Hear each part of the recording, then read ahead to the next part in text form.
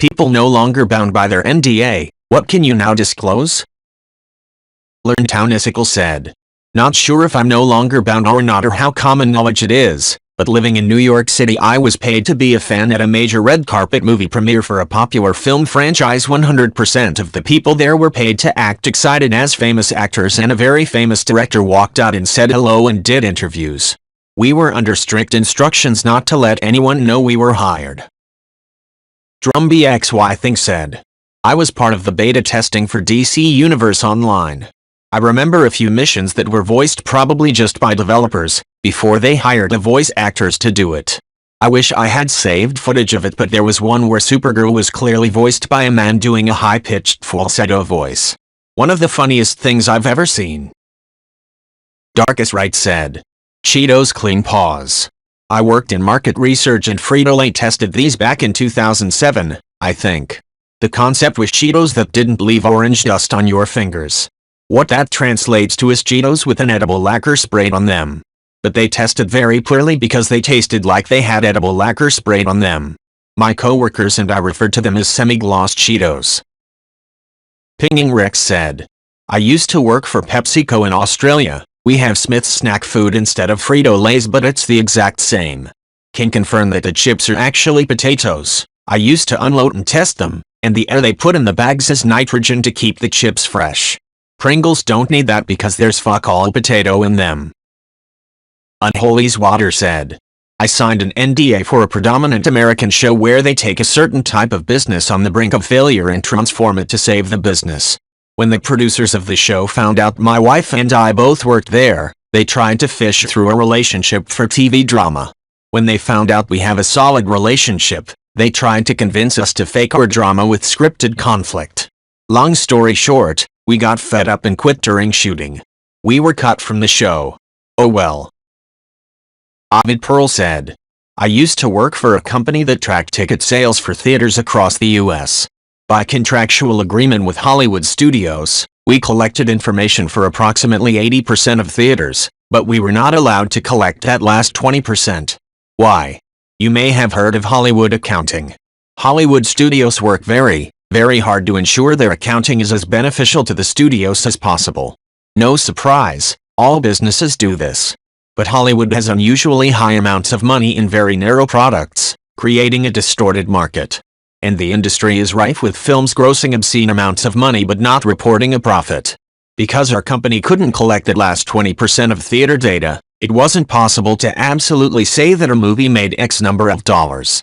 So, I can't prove it, but on Friday, June 21, 2002, the movies Minority Report and Lilo and Switch were both released to great fanfare. Minority Report's opening week was reported at $35,677,125, 27.0% of total gross.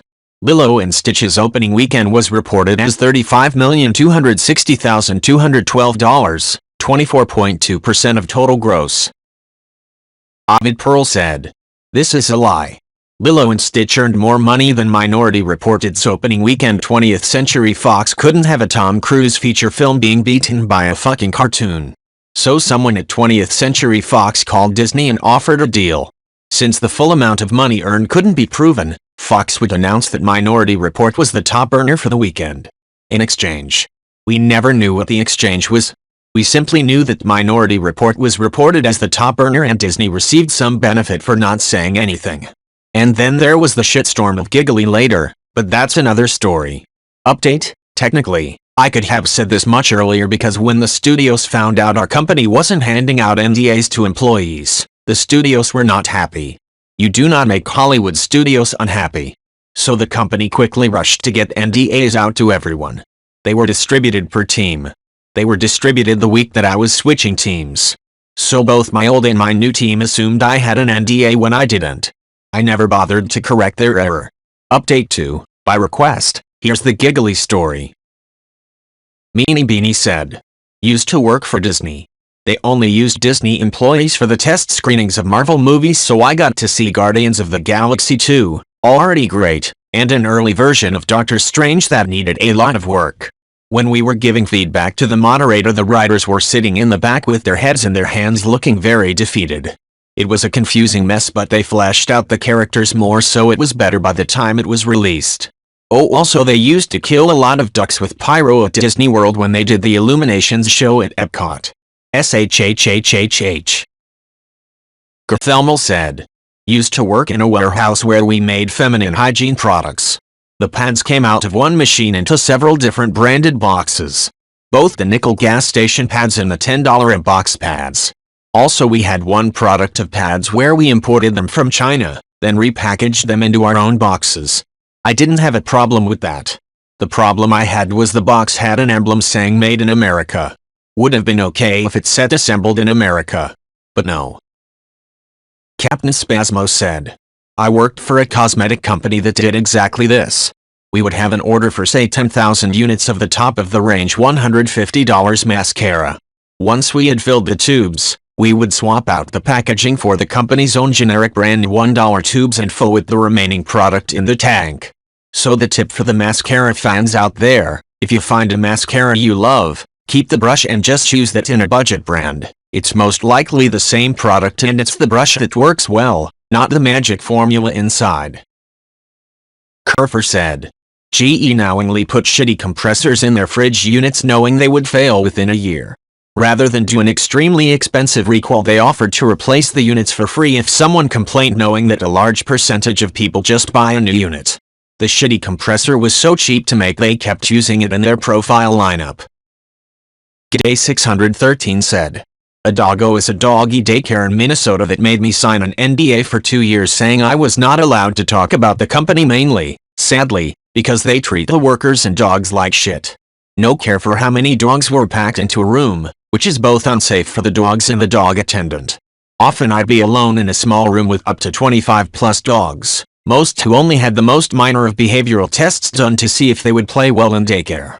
Owner also tried to get around not paying my workers' comp when I did get injured on the job, and whenever anybody put in their 2 weeks after realizing what a toxic work environment it was, which was often, he would punish them with scheduling them all week or make them open to close 12 hours for all their shifts. If you're in Minnesota and looking for a reputable dog daycare, stay away from a doggo. If in the Twin Cities, I would recommend Dog Days. Not perfect, but they actually seem to care. Anitsen said. There are power line transformers that predate World War I still up and running in the US, and the utility companies aren't 100% sure where most of them are. They only find out when one finally dies. Someone over 100 years ago put up a transform that powered telegrams all the way to Twitter. Edit. Okay, so people are asking. We'll try to address everything.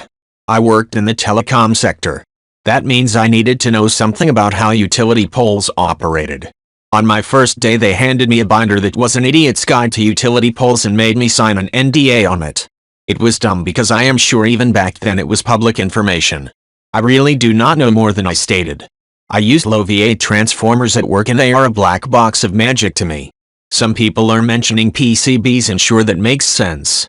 I don't know what they used to cool them 100 years ago. Transformers can last a long time.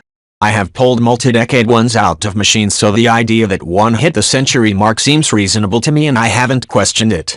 When my internship was over I talked to a professor I knew about this and she mentioned the bird poop thing. Anitsen said. I am not sure if this related to the multiple fires in California.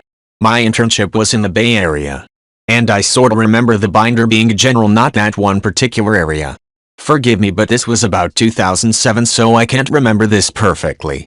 The last day of my university I stuck the binder on the shelf in the engineering section of the library. I am not sure how to locate them or what they even look like. It was just a chart on paper. I admit the idea is really a cool concept, but based on what I am reading here, if you found one, be very wary. Wizardsworth00 said. I used to work in a call center that had Bayer Advanced, yes, that Bayer, as a client. Bayer knows full well that their neonicotinoid-based pesticide gardening products killed bees and were responsible for colony collapse. We were instructed to bold-faced deny or lie to the customer or caller if we were ever asked about it. We were also instructed to lie about the spray nozzles on the bottles. Bayer knew they sucked ass and were almost always completely DOA defective, but they refused to admit it and decided it was cheaper to just keep mailing replacement nozzles. Thysgronchoffleith said.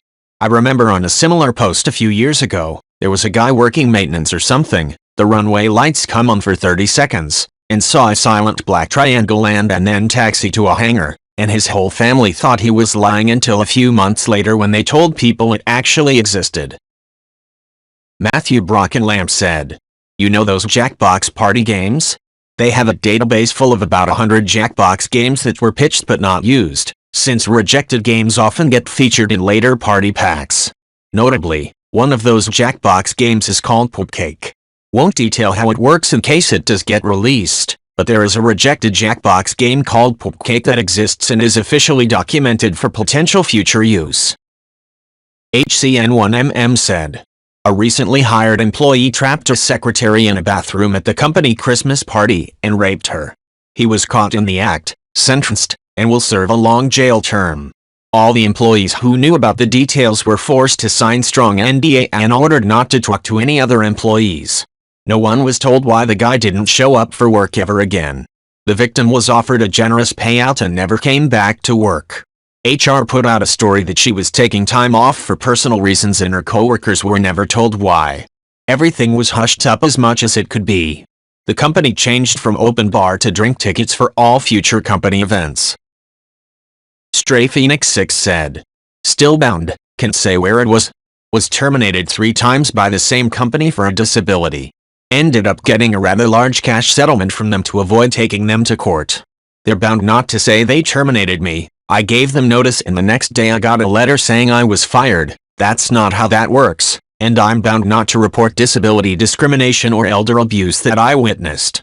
Funny story, NDAs can't prevent you from making a report as a mandatory reporter to a governing body in my state. I reported them anyway. They tried to claim I violated the NDA, and the governing body in my state went ballistic and slammed them with a 7-figure fine. The CEO, CFO, and CNO were all forced to quit. The place is currently facing a multi-million-dollar lawsuit for multiple negligent wrongful deaths. I didn't violate the NDA and kept the settlement. Fuckers."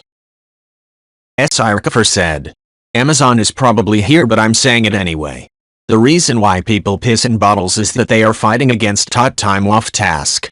If in a week you accumulate a combined total of 15 minutes of non-working, not break away from your station, you are reprimanded or more likely fired. So walking away to pee, tot. Slightly late to station due to high foot traffic, tot. Stop at your station for a breather because it's hot, you're tired or sick, tot. The above plus the strict metrics and constant oversight of the lead staff makes working there feel like you are a machine. It reminds me of film representations from the 20s about the sadness of the future's poor." Zach the person said, "I worked as a freelance 3D animator and did a lot of Kickstarter projects. Everyone had their own $1 million idea, and loved to blast you with NDAs to keep you from stealing their idea. Anyways, one guy wanted to basically make a type of smart belt that just played videos, and was convinced he was going to sell it to Gucci. The guy was super nice, paid really well, and was a joy to work for, but had no business sense. Well, the NDA's expired, and the Kickstarter page seems to be erased from the internet, so here's the trailer I ended up making. Edited out some bits to remove guy's personal info. https://www.youtube.com/watch?vicwasung HC7NOZQS. Basically the belt was physically impossible to manufacture, but he wouldn't let me alter the design to fix it. Made for some cool shots for my demo reel though." Forvulag said, "I had a friend who was on a European version of Survivor. Some things were rigged or played up. But a lot of it was stuff like, the crew would hear that 2 contestants had an argument, so they had to reenact the argument for the camera, which was awkward. And at some point a contestant just wanted to leave the island, but you can't just say that, so they voted him out as they agreed, and people had to act all shocked and be like, this is a huge betrayal and last-minute twist. Edit, this was Norwegian Survivor, which is called the Robinson Expedition." Palayatara said, "I was a witness to the filming of a Discovery Channel reality show as it was set in the business of a family friend of which we frequented every week. The filming took place over a couple months, I think. But during filming, it had nothing to do with the actual business. They had actors staged in the audience as buyers. They brought out fake products to sell at the business, They used fake names for the real employees they did include. Every single word and movement and breath was scripted. Yet when it aired, it touted to be an authentic reality show for this business. The idea for the show was kind of like American Pickers, but a bit different. I knew reality shows weren't real, of course, but I was genuinely shocked at just how scripted and fake the whole process is. Not a single thing that aired was genuine. Watching Insolence said, "My NDA is still in effect, but I've covered my liability. A few years, with the previous insurance company I worked for, we fired an employee who had a nasty personality. Imagine a toxic gamer working in a call center, and that would be this guy. He had been the son, or grandson, of one of the board members, so he was untouchable. When his relative on the board got voted out, it was finally time for this little troll to be fired. His supervisor took him to a conference room to let him know he was fired, and he was escorted from the building by security. As the HR manager, I was tasked with clearing his desk and separating his property from company property. That was when I found a heavily used 5 inches x 8 inches notepad on his desk that had a list of names. Next to each name was a mailing addresses and details about how this ex-employee planned to harm these people. I did some digging and found they were all current or former clients of the company, and that they all had filed complaints against this monster. It was a hit list." Watching Insolence said, "I notified the board after I notified the police. The shit was arrested on unrelated drug and assault charges. The prosecutor now had to consider charging this guy for his hit list. Since she couldn't convince a judge there was a strong enough case, the prosecutor decided to impanel a grand jury. Since I was the individual who found the notepad, I was subpoenaed to confirm its provenance. Considering any other employee could have walked by and deposited this list on this asshole's desk, the grand jury decided to not move ahead to a trial. For the drug and assault charges, the former employee was sentenced to 16 years in prison. As a witness, I wasn't issued a gag order regarding the grand jury investigation. However, my work did order me to sign an NDA to protect the clients who were on that hit list. It was really just to cover up that they were in any danger. I signed and then quit as soon as I got a job offer with another company. Those bastards on the board cared more about their profit margin and public image than they did about people's lives. If they figure out I'm violating that NDA, there's not much they can do. They know antagonizing me with a lawsuit would only lead to me telling the media, naming the company, and ruining their public image." Edit. For clarification, the reason I signed the NDA was because I needed access to my office computer so I could look up the most recent contact information the company had for the people targeted on the hit list. I then gave that contact information to the prosecutor and her investigators. They just tracked down the last person this year, and everyone is safe and accounted for. Bouldercast said, Uber was planning to make their own Google Street View for use in the app to better help drivers find riders and to map the world for driverless car technology. But they were going to use Uber drivers to capture the images for the Street View. The plan was to mail out inexpensive GoPro-like devices that magnetically attached to the roof of the drivers' cars. Each would have SD cards that could be mailed back to Uber. Routes would be generated and the drivers could accept them in the app and get paid. This plan fell through quickly, and Uber eventually sources this data from third parties and ultimately abandoned their in-house driverless car ambitions. Also, Microsoft developed a really cool backpack-mounted camera that was going to be used for something like Google Street View. The plan was to take it into pedestrian-only areas so you could get imagery indoors like malls and in walking spots. The United States military snatched up the entire project for their own use, and that product was never released or even announced to consumers. Dr. Dragnwall said, "When I was tech before I was a vet, I worked in a lab that mostly tested animal meds on animals. Flea products, heartworm meds, etc. We had one product in testing for human medication though, which was an injection that supposedly was going to shorten the need to wear retainers after having braces. Of course, to test that, we needed animals that had worn braces long enough to replicate the changes that happen to human mouths that have had braces. What I'm getting at was that some days it was my job to brush the mouths of like 50 beagles that all had braces and make sure the wires and brackets were in place and not causing any trauma to the lips or gingiva. The image of dozens of goofy little dogs clacking around me in circles around the lab, super excited to see me, doing their ridiculous beagle howls and flashing their braces as they did so will never leave my brain." Piggoth said, "Veterinarian here. Disclaimer, I have an interest in dentistry but am not a specialist. Braces are used just like in humans to get teeth into a better position. For example, in the case of a malocclusion where a tooth is causing repeated trauma to soft tissue resulting in long-term problems. To address the other reply, pain is a valid concern because the pet can't speak for itself. You obviously have to make decisions you think are in their best interest. Any pain involved in the process would be treated with appropriate medications. So the short answer is, like with other decisions, that you weigh the benefits versus the possible risk-negative parts of the procedure. That sinking feel said. I was Guy Fieri's body person for 6 months. This involved a lot of personal assistant shit, booking travel, Ubers in a pinch. Dude usually rode around in all-black sedans, confirming what the advanced teams did before Guy gets there. Most of my job was to handle his personal life when he was on the job. I had to sign 3 NDAs, but I'm only sharing what happened on the show. Guy gave me the impression he really didn't like what he did. Every morning he would say more of this bullshit even on so-called buffer days when we had an extra day before or after shooting and we had much of the day to ourselves. After 3 weeks of working with him, I figured out that Red Bulls are his binky. He's got some crazy ADHD so the caffeine really didn't faze him. When he would get stressed out, he'd rage up a little, but then he'd completely shut down. A Red Bull just made him calm again. Guy does not remember the shit he says. People walk up to him and joke about Flavortown and he'd look at me after the fact and ask what's Flavortown. I had to remind him that he came up with that. My favorite was someone who went on a cruise. Apparently Carnival Cruise Lines has guys restaurants. I haven't been on a cruise yet. I'll find out sooner or later. Anyway, this fan loved the donkey sauce that he put on his burgers. Dude deadass didn't remember he did that. I had access to his computer and I saw recipe drafts for D-sauce.